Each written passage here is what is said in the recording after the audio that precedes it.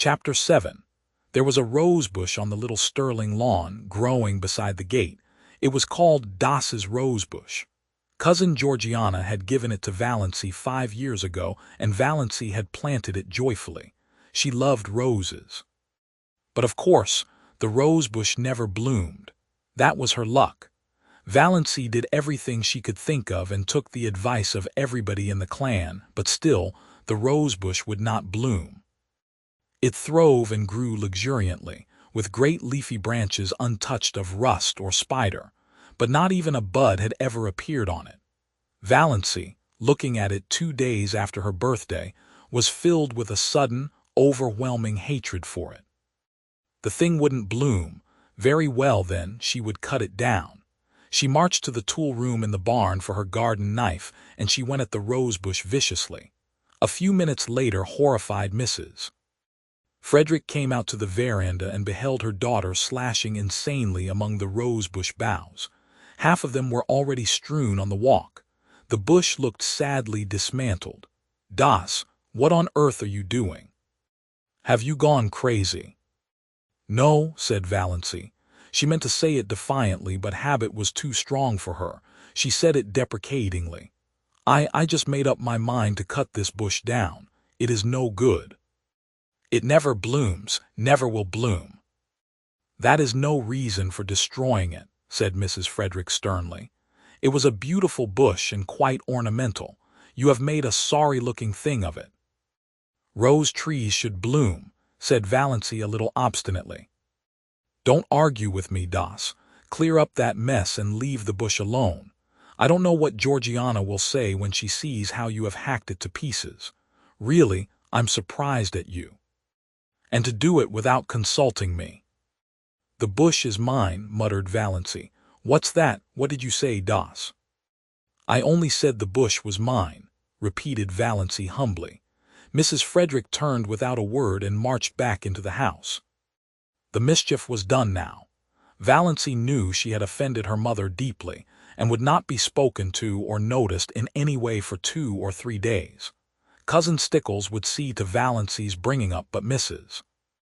Frederick would preserve the stony silence of outraged majesty. Valency sighed and put away her garden knife, hanging it precisely on its precise nail in the tool shop. She cleared away the severed branches and swept up the leaves. Her lips twitched as she looked at the straggling bush. It had an odd resemblance to its shaken, scrawny donor, little cousin Georgiana herself. "I certainly have made an awful-looking thing of it," thought Valency. But she did not feel repentant, only sorry she had offended her mother. Things would be so uncomfortable until she was forgiven. Mrs. Frederick was one of those women who can make their anger felt all over a house. "Walls and doors are no protection from it. You'd better go uptown and get the mail," said Cousin Stickles when Valency went in. "I can't go. I feel all sorter peaky and piney this spring. I want you to stop at the drugstore and get me a bottle of Redfern's Blood Bitters. There's nothing like Redfern's Bitters for building a body up. Cousin James says the purple pills are the best, but I know better. My poor dear husband took Redfern's Bitters right up to the day he died. Don't let them charge you more'n 90 cents. I can get it for that at the port. And what have you been saying to your poor mother? Do you ever stop to think, Doss, that you can only have one mother?" "One is enough for me," thought Valency undutifully as she went uptown. She got Cousin Stickles' bottle of bitters, and then she went to the post office and asked for her mail at the general delivery. Her mother did not have a box. They got too little mail to bother with it. Valency did not expect any mail except the Christian Times, which was the only paper they took. They hardly ever got any letters. But Valency rather liked to stand in the office and watch Mr. Caro, the gray-bearded, Santa Clausy old clerk, handing out letters to the lucky people who did get them. He did it with such a detached, impersonal, Jove-like air, as if it did not matter in the least to him what supernal joys or shattering horrors might be in those letters for the people to whom they were addressed. Letters had a fascination for Valency, perhaps because she so seldom got any. In her blue castle, exciting epistles, bound with silk and sealed with crimson, were always being brought to her by pages in livery of gold and blue. But in real life, her only letters were occasional perfunctory notes from relatives or an advertising circular. Consequently, she was immensely surprised when Mr. Carroll, looking even more jovial than usual, poked a letter out to her. Yes, it was addressed to her plainly, in a fierce black hand. Miss Valancy Sterling, Elm Street, Deerwood, and the postmark was Montreal.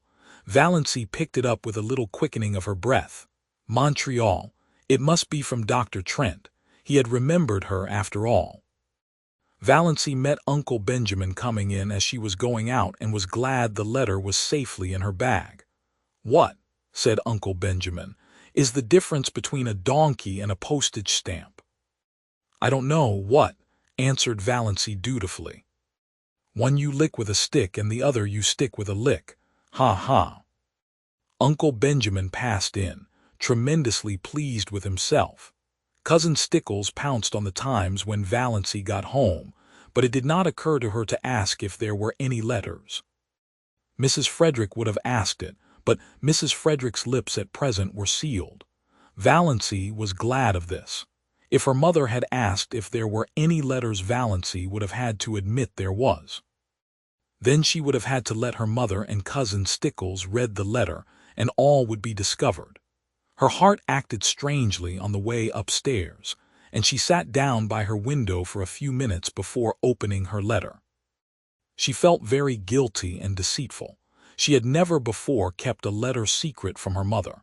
Every letter she had ever written or received had been read by Mrs. Frederick. That had never mattered. Valancy had never had anything to hide. But this did matter.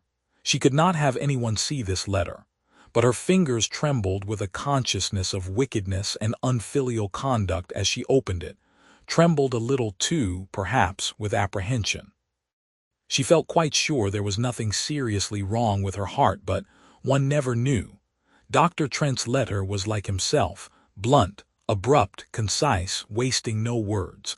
Dr. Trent never beat about the bush. "Dear Miss," then a page of black, positive writing. Valancy seemed to read it at a glance. She dropped it on her lap, her face ghost-white. Dr. Trent told her that she had a very dangerous and fatal form of heart disease, angina pectoris, evidently complicated with an aneurysm, whatever that was, and in the last stages. He said, without mincing matters, that nothing could be done for her. If she took great care of herself, she might live a year, but she might also die at any moment. Dr. Trent never troubled himself about euphemisms. She must be careful to avoid all excitement and all severe muscular efforts. She must eat and drink moderately. She must never run. She must go upstairs and uphill with great care. Any sudden jolt or shock might be fatal. She was to get the prescription he enclosed filled and carry it with her always, taking a dose whenever her attacks came on. And he was hers truly, H.B. Trent. Valancy sat for a long while by her window. Outside was a world drowned in the light of a spring afternoon, skies entrancingly blue, winds perfumed and free, lovely, soft, blue hazes at the end of every street.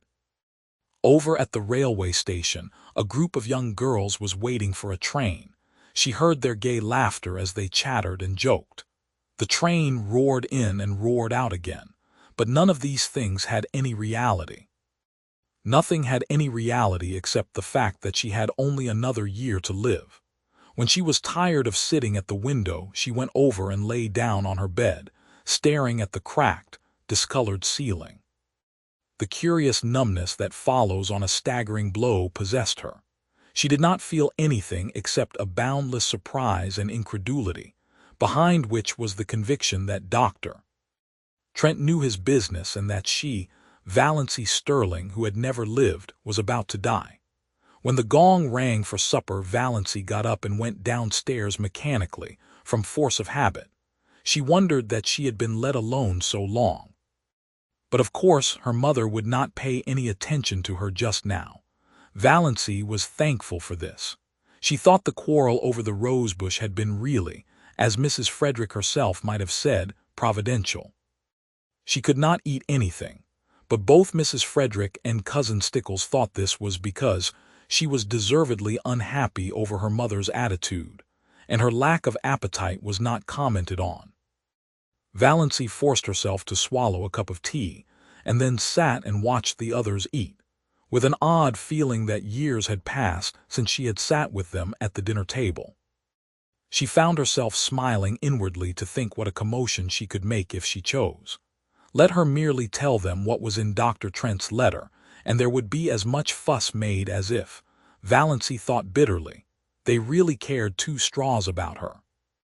Dr. Trent's housekeeper got word from him today, said Cousin Stickles, so suddenly that Valancy jumped guiltily. Was there anything in thought waves? Mrs. Judd was talking to her uptown. They think his son will recover, but Dr. Trent wrote that if he did, he was going to take him abroad as soon as he was able to travel, and wouldn't be back here for a year at least. That will not matter much to us, said Mrs. Frederick majestically. He is not our doctor. I would not, here she looked or seemed to look accusingly right through Valancy, have him to doctor a sick cat. May I go upstairs and lie down, said Valancy faintly. I have a headache. What has given you a headache? Asked Cousin Stickles, since Mrs. Frederick would not. The question had to be asked. Valancy could not be allowed to have headaches without interference. You ain't in the habit of having headaches. I hope you're not taking the mumps. Here, try a spoonful of vinegar. Piffle, said Valancy rudely, getting up from the table. She did not care just then if she were rude. She had had to be so polite all her life. If it had been possible for Cousin Stickles to turn pale, she would have. As it was not, she turned yellower. Are you sure you ain't feverish, Doss? You sound like it. You go and get right into bed, said Cousin Stickles, thoroughly alarmed, and I'll come up and rub your forehead and the back of your neck with Redfern's liniment. Valancy had reached the door, but she turned. I won't be rubbed with Redfern's liniment, she said. Cousin Stickles stared and gasped. What do you mean? I said I wouldn't be rubbed with Redfern's liniment, repeated Valancy. Horrid sticky stuff. And it has the vilest smell of any liniment I ever saw. It's no good. I want to be left alone, that's all. Valancy went out, leaving Cousin Stickles aghast. She's feverish, she must be feverish, ejaculated Cousin Stickles. Mrs. Frederick went on eating her supper.